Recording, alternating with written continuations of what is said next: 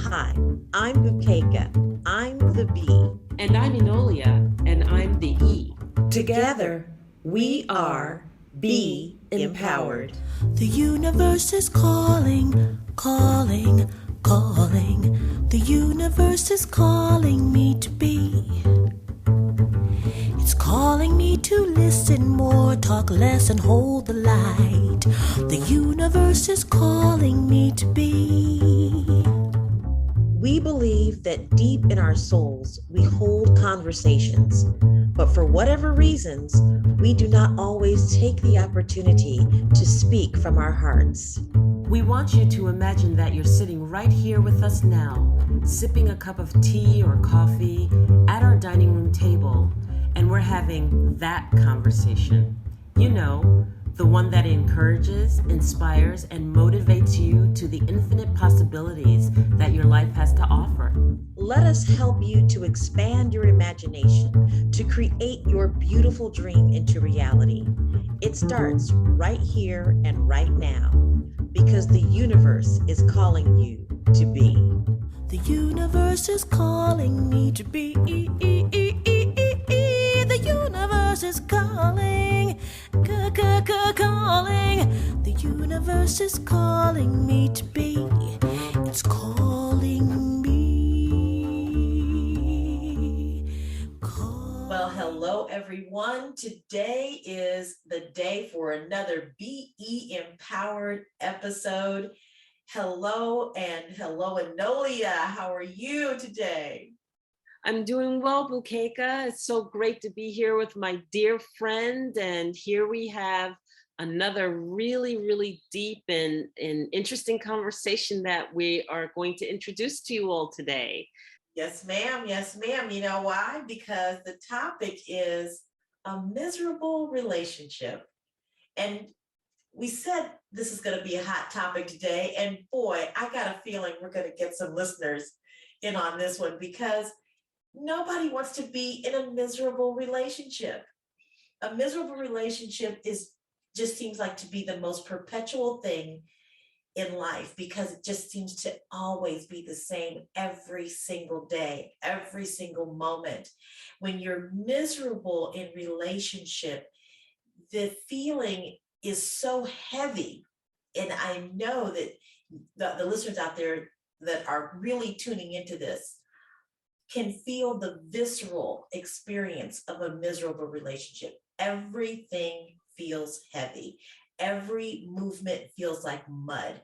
Everything seems like it's in slow motion because you have no idea what to do, how to do it. So you're just in a perpetual feeling of stuckness. And miserable relationships are just not, they're not good for the soul. They're not good for the heart. They're not good for life. So what would you say about that, my friend Enolia? First and foremost, have you identified that you're in a miserable relationship? You know, so many people call conditional wantings love. We forget that love is supposed to not have any conditions. So if your love is conditional and the expectations of you are so overwhelming or so pointed or so focused that you're not happy, that you're not comfortable, you need to step out of that relationship, take a look, and really define whether you're happy or not so that you know what your relationship is. Let me tell you, people can see it from the outside, but it is us, participants in the relationship, who sometimes are the last to realize, oh my gosh, there could be better relationship, more happiness, everything in what's taking place between me and this other person. When we look at our relationship, are we able to tell ourselves the truth? Have we taken the time to define our own happiness? What makes us happy? And notice that I said our own happiness, because for me, and this is my personal opinion, it is not my responsibility to make the other person happy. And I go back to all the way to when you commit to a relationship. We love to put society's ideas and belief systems on what a relationship should be. But I'm going to go back to my own definition of a relationship. And my definition of a relationship is I invite you to share my life with me. I did not invite you to come and consume me to be in your relationship where I lose my identity. I did not invite you into the relationship to consume you so that you can lose your identity and just be everything that I want you to be. I invited you to walk side by side with me to share in my life as I move, grow, and explore the future. And I think it starts right there, right at that moment of what is a relationship to you when you make a commitment in relationship to someone's life. So if you're looking for a life partner, then what do you want that life partner to do? Do you want them to walk side by side with you? Do you want to grow together? Are you making a commitment to grow together? Are you making a commitment to evolve and walk side by side with each other? But no, we get in relationships and we want to consume the other person. They have to do what I say. They have to be the way I want them to be. They have to fulfill every expectation. They have to make me happy. And if they don't make me happy, they're not doing their job. And we have these ideas around relationship that are self-sabotaging. I go back to the fundamental of how do you define relationship? And when you're in relationship, are you walking the talk that you defined it to be?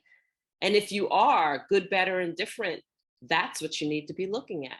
Well, absolutely. First of all, that defining relationship for yourself is one that is not prescribed to us in terms of our family dynamics, our social dynamics.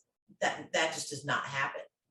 We are not educated or raised in most cases to define relationship, particularly love relationship or cohabitating relationships. Those are all predetermined for us. And so what happens is we start out with this idea of what a relationship is. And many times it's simply, does this person come from the same ilk or background? We look to have similar backgrounds, as if that is enough of a reason to be in relationship with anyone.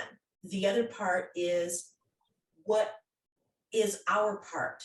Okay. We immediately are groomed to think about what are we supposed to be doing in order to make the relationship work. We don't think in terms of what does this other person need to bring to me?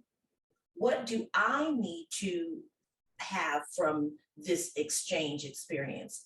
And then you begin to look at it in a very reciprocal kind of way, as opposed to what I'm supposed to do when I get into this thing. Because what that does is it also leads to those other ways that we have been trained to think about being in relationship. There's very male or very female prescribed. And so whatever it is that the feminine is designed to, or is defined as being in a relationship, needs to be in the relationship. And we don't get a chance to make that decision. We don't get a chance to really define what that means for us. And I know that we're dealing with, we have all kinds of relationships in the world and the ways that we exist. But the most important thing is to remember is that no matter what type of relationship you're in, you should be the definer of what that looks like for you and your health and your happiness and your well-being. And when you think about it in those terms, you know that you can always be the giver of good things, positive vibes, nourishing and cultivating when you're thinking about relationship in terms of a reciprocal. But if you're only thinking about it in terms of what am I supposed to do to make this thing work, then it's not going to work, because you haven't defined for yourself what relationship is to you, or what you want to get out of it, how you want to feel, how you want to be.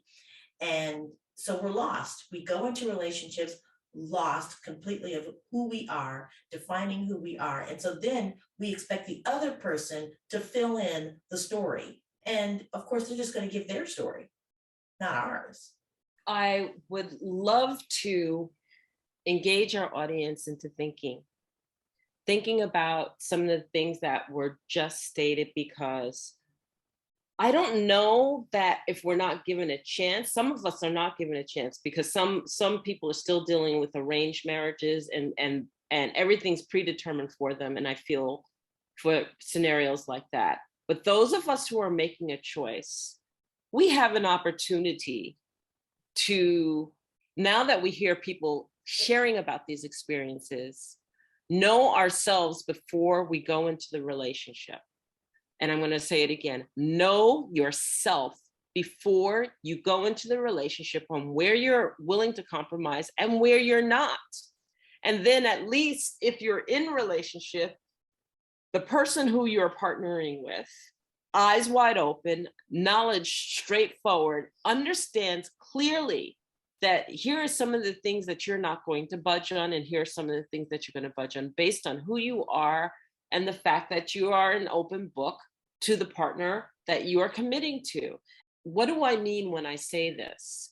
I'm saying, for example, one of the best advices my mother gave me is, how many things do you want to do in your life? And I was telling her, oh, I want to learn this, I want to learn that. And she was like, well, does he know? Because you're getting married really early, because my first marriage took place at 21 years old.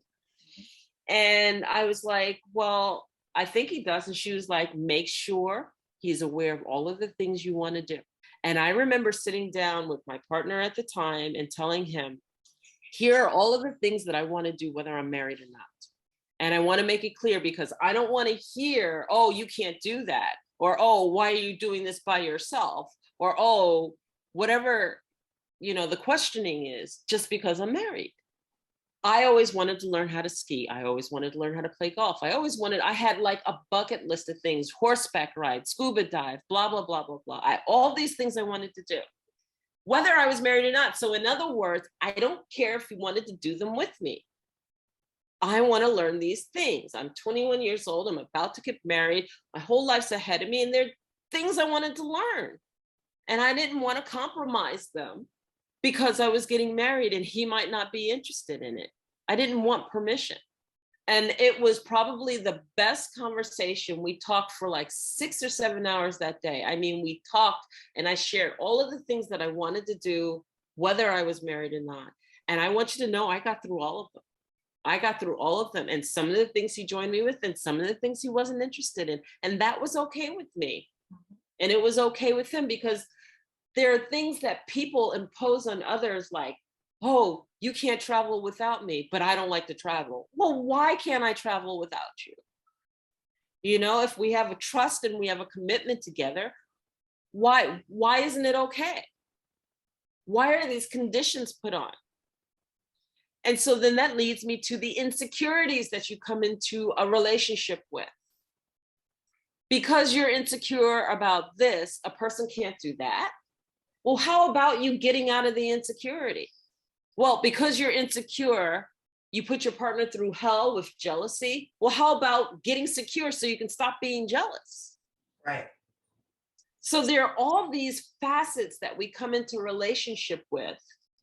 And I think that if each individual really did stop and take stock of what it is I'm insecure about, what I'm bringing into the relationship, what you're willing to face and work on, so that you will no longer be insecure or no longer be establishing criteria that are based on your insecurities to make you feel better, when it's not that person's problem, but it's really yours in the first place. All of these things have meaning. And these are the things that are the core basis of a miserable relationship. The insecurities, the jealousies, the I don't want you to do that without me, the you have to do it because this is the way I say that it has to get done and no other way is appropriate. Well, hell yes, there is. There's many ways to approach and problem solve a problem. It doesn't make one way right or wrong. It just makes it different. Or that you have your partner define what beauty is for you too. This is another one I've seen. Oh, well, I feel so ugly unless I'm next to them.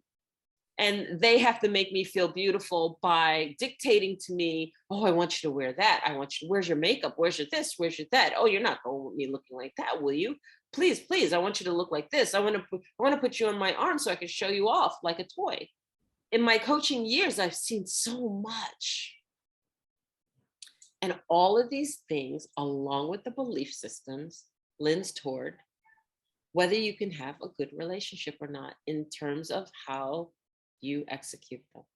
That sense of being in a miserable relationship, as I was saying in the beginning, it really is burdensome. And you have to decide for yourself, is that the life that you want to live? Do you want to wake up every day feeling like you can't stand the person that you're next to? Do you want to wake up every day or go to bed every night not wanting to be around that individual? What is the experience that you're having in terms of your emotional well-being? Those are the things that you have to be willing to value in order to move yourself out of that state. All of those things are happening. The person who you are with is belittling you. The person you were with is trying to smother you. The person you are with is highly insecure, doesn't know how to deal with their emotional well-being, and so they take it out on you because they have not learned how to be in relationship any more than you have. But nonetheless, you find yourself in this place of misery and woe. And the question is, do I want to stay in misery and woe? Do I have to accept that misery and woe is the way of my life in order to be in this relationship? Oh, and by the way, I love this person. What do I do with that emotion? And is what I feel love? Is what I'm characterizing as love really love? Or is it something else? So now we're at a place of really going within and doing self-reflection and allowing that self-reflection to help us move into a different situation. And we always say misery loves company, right? And so if that's the case, if you are one of those people that is miserable and you're sharing your misery with and commensurating it with other people who are just like you, you're just stirring the pot. You're just keeping yourself stuck in a situation that probably doesn't feel good. But that doesn't feel good, could it become your way of life? It could be the fact that you don't see that there's any other way to be. You don't know what happiness is. So now is your opportunity to determine what is happiness for me. Just like you were saying, Enolia, looking at everything that you ever wanted to do and do it. Being in those places that you always wanted to be and go there, regardless of whether or not you're in a relationship or not.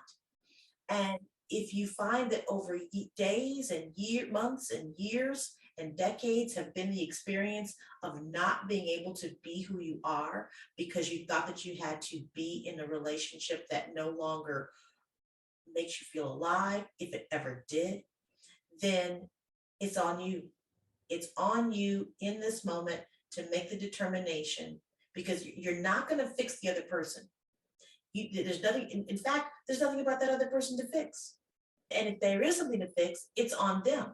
You don't have the ability to do that, nor is it your responsibility. The only person that you can change is you. So when you have this other person that is going through these stages of jealousy, insecurity, and putting that on you, it still has to do with you making the change.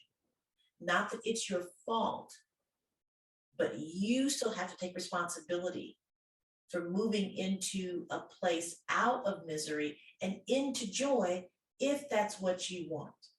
I know people who thrive on mediocrity and misery. that's their thing. And if that's their thing, fine.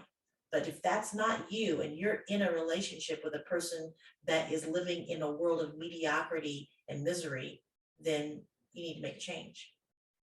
You know, I'm gonna push back a little and say it's not our responsibility if that other person is miserable. It's not. If they are miserable, it's our responsibility to see that they're miserable and to stop accepting, like what you said, is the mediocrity, and that's an acceptable relationship. Yeah. It's just I think that everyone starts out with beautiful, beautiful love and joy and the best of intentions when they first commit. But I think that if we did not lie to ourselves about what love is supposed to feel, touch, taste, smell, and be like, then we would realize if we've made a mistake within that first month of commitment. Because I've spoken with people who've made mistakes within that first month of commitment, but they're too embarrassed because they might have had a huge wedding or a huge announcement or huge letting everybody know that this is taking place. And then they don't want to face everybody saying, I made a huge mistake. Oh my God, what the heck did I do? I have no business being with this person. I'm miserable, especially you young people. Especially because, older that we are, we're in second and third marriages. So we know that we're bringing baggage from previous relationships, which is a whole nother story. We've experienced something before where we've had the courage to correct the mistake. But sometimes when you're first making that impression or you're first making that commitment and you don't have the strength to let everyone know that this is a huge mistake you want out and you want out right away, why waste the time right there?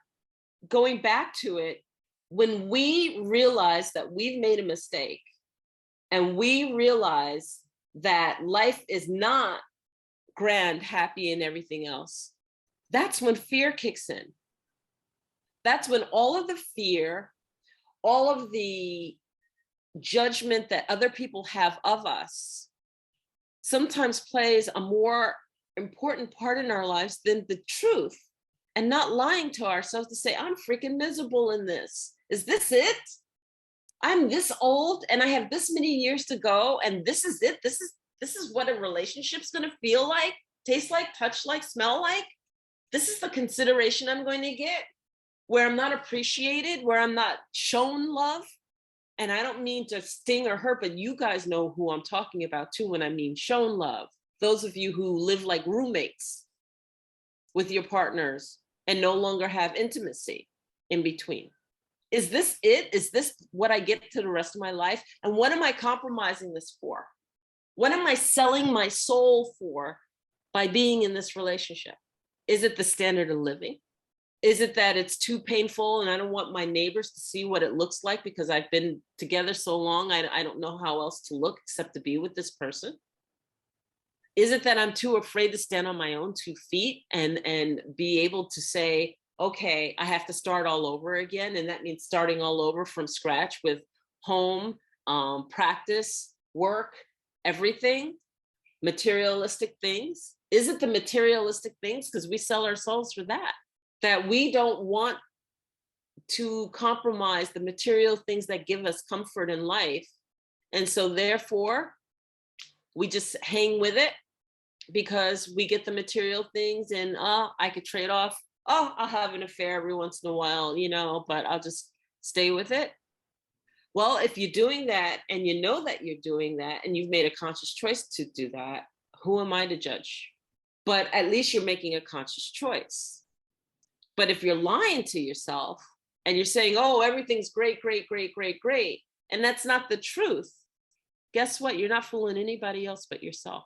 Every person can see through the facade when you think that they're not able to. They see through the facade, and the only person that you are fooling is yourself, thinking that nobody else can see it. And so we all come at this from different ways and different viewpoints, and having been married a long time and then, looking at another relationship, I feel that I've earned my stripes for understanding Right. and knowing how to work through and identify all of these aspects of when you're miserable in a relationship. And that's not to say that the person is bad either. Sometimes we run the course of our relationship and we no longer bring the happiness out of one another anymore. And if we no longer bring the happiness out of one another anymore, maybe it's at that point that we can agree that both of us deserve happiness. We're not bringing it in for each other. So therefore, maybe we need to split so that you can get the happiness you deserve, I can get the happiness I deserve, and we don't have to live a lie of being miserable. And that it doesn't have to be anybody's fault.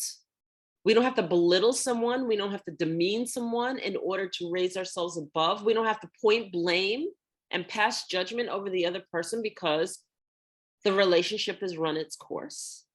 And that we could break up amicably without all of the regular industry speak of, oh, it has to be his fault. Oh, I have to be the angry woman. I have to be the angry man. That we can sit down, have a cordial conversation, and just agree that it's time that the relationship has run its course and it's at a stage in our age or our time when we just need to go our own ways. And that we can still be supporting of one another to ensure that each other are supported as we split and move on. And I think that actually many people are recognizing that. I think we're on a curve where we're seeing that people understand there are alternate ways of being in relationship and that you can still find a way to be in relationship with people that you no longer want to be in relationship with as it was before. So people are celebrating kind of those separation celebrations where they honor the person that they were cohabitating or living with and actually having, say, a divorce party or a separation party, so to speak. But it's mainly a ceremony that truly honors where the two people have been all that time and honoring where they're going in the new direction. So that I believe is on the upswing. And I think it's because more people are having conversations like this. They're willing to have relationship discussions that honors as opposed to martyrs. And there's a big difference there. When you are in a relationship where you are focusing on how can I honor myself? How can I honor this relationship? And how is it honoring me? And find it to be in a positive, loving, joyful, whimsical state, then that's great. And if for some reason, as you were saying, life changes, then the relationship can change too. We know of people that have suffered accidents or have been unable to fulfill the physical aspect of a relationship. And they have open discussions about what that means to be satisfied sexually, or how does that mean to have the sense of touch and conversation about the pain that you're going in this relationship with a person that you love that is no longer able to facilitate that aspect of the relationship that meant so much to you before. It could be you were in a relationship with someone that loved to ski or someone that loved to play golf, and some type of debilitating accident or physical impairment occurred where they could no longer do that with you. And so it comes a part of a conversation. Honey, I want you to still go out and enjoy those things. And I want you to not worry so much about me. You know, you come to those conversations where it may mean that you're splitting up because those elements that meant so much before, life happened, things changed that you couldn't help, and therefore you need to change the dynamic of the relationship. So it really is a conversation about being able to have healthier dialogue, within yourself, healthier dialogue with the person that you're getting into relationship with, and healthier dialogue with the person that you're already in relationship with. But that can only really start when you have a healthier relationship with yourself. It's true. And then the other piece of this, I think, is that if you know that you're in a relationship and it doesn't serve you, and you've just decided that this is going to be your life, then we have to respect that. And those around you have to respect that. You're in it with your eyes wide open. There's no judgment. This is how you choose to live your life. And who could say anything? Because this is your choice. And always remember, it's your choice. So we are not saying these things as if, oh, how could you, and judgments being passed. But if you're not one of those people and you're in a miserable relationship and you've been lying to yourself and you've been telling everybody, oh, look how great this is, and everybody knows that it's not, and you're not willing to admit it, then please take heed of what's being said. Definitely. It can't be said any more simply than this. Stop lying to yourself. Take baby steps. Get assistance and coaching as it pertains to moving through the story of no longer being in a miserable relationship, and then move through the story of it. Because the only one who's creating that story ongoing is yourself. Those of us who have been in relationships that were miserable and couldn't see what the options were. I was in a miserable relationship. I had a huge story around it. And it goes right back to, what will other people think? How will this affect my livelihood? How will this reflect on my brand? What will I be without this person, when so much of what I have created has been with this person?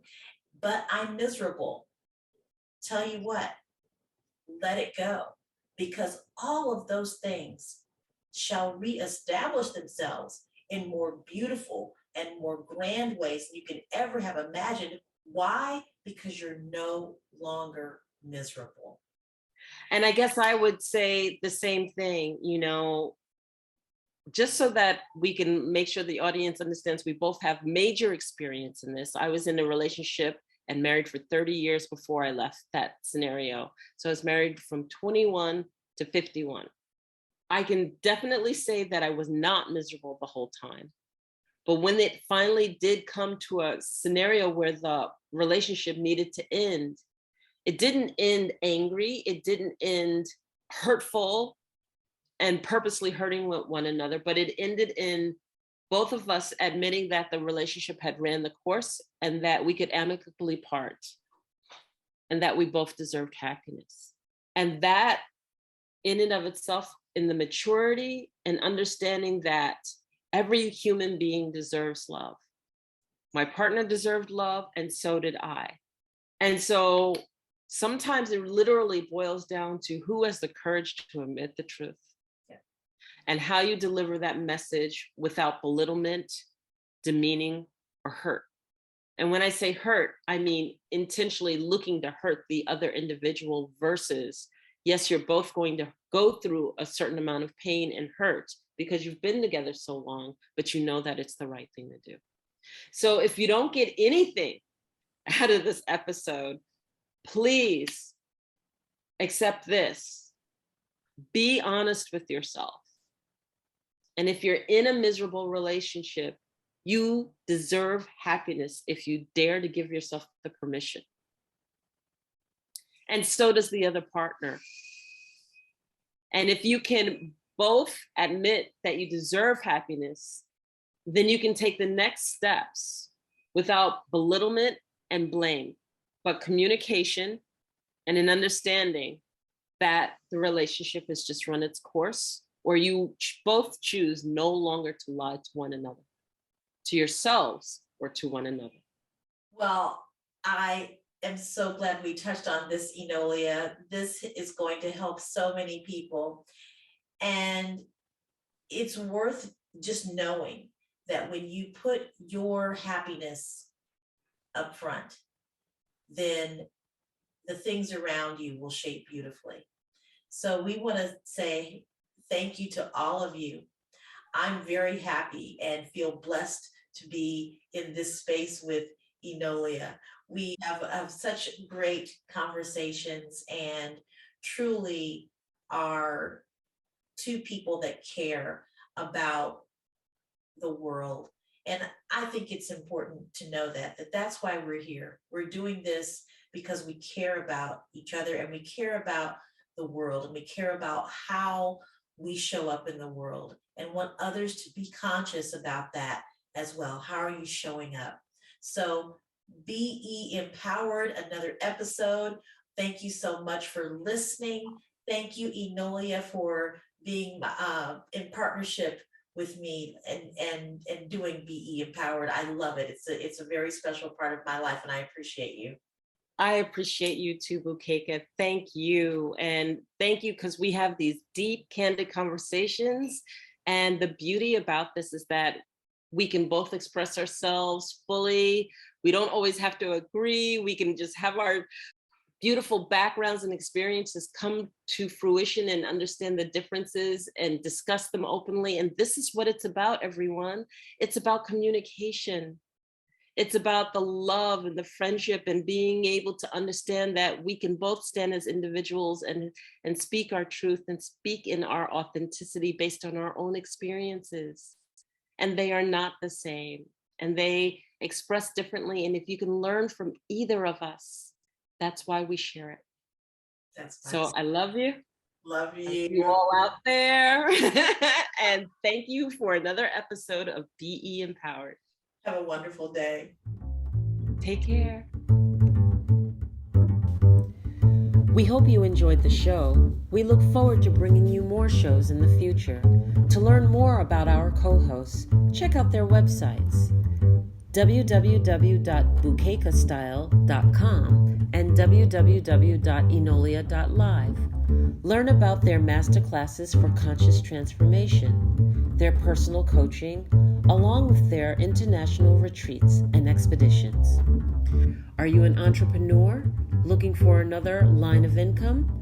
Check out www.planetmarketing.com/Enolia and www.planetmarketing.com/bblakemore. We are here to transform your life. Thank you for listening.